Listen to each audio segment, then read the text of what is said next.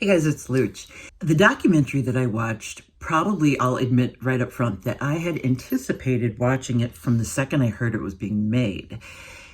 Then it got pushed back with the plague and all of this stuff, so my expectations were so high for this. It's called Rolling Stone, Life and Death of Brian Jones. Very interesting character in the Stones history and in music history, of course. So it just got released. It's actually streaming all over the place.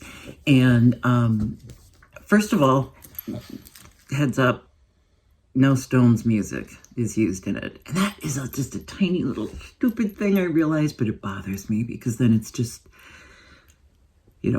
Joe whatever Wankshaft and playing as the Rolling Stones, so that's a little bit of a bother. Now, the people that they got to talk in this documentary, there's some people that I'd heard of, like Sam Cutler, who had done some touring with them, and there's no Anita Pallenberg, who had been with Brian from the very beginning. And it's certainly not fair to say, well, Brian took drugs and that was what his problem was.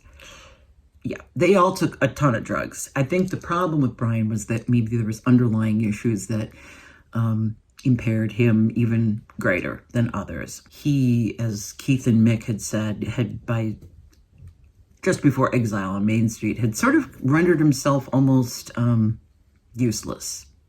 He really couldn't do anything. He couldn't show up at the studio, and it's got to be terrible to be fired from technically your own band, Ostensibly, Brian started this band, and Mick and Keith came along, and it all gelled together so nicely until Mick and Keith realized they could write great songs that weren't, covers of old blues songs. So anyways, the mysterious surroundings of his drowning at age 27, of course, is a big part of this. And there's a lot of conspiracy.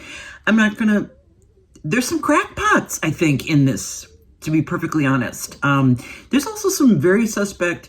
why is like some record label guy, there at his house the day he drowns? And I mean, I don't think Clive Davis was hanging around the bathroom, with Whitney Houston. There's some very questionable, for sure, people in it. And, he had a bad temper and he didn't treat women that well. And he had quite a few kids. One daughter is actually interviewed, but I guess it's one of those things where, of course, I'm curious because it's the Stones, and heads up, I hear there's a new Ron Wood documentary. Yeah. So you'll be hearing from me about that too. But anyway, if you're a Stones fan, certainly it's worth a look. And it's really been streaming almost just about everywhere. I think you can even stream it on YouTube. It's called Rolling Stone, Life and Death of Brian Jones.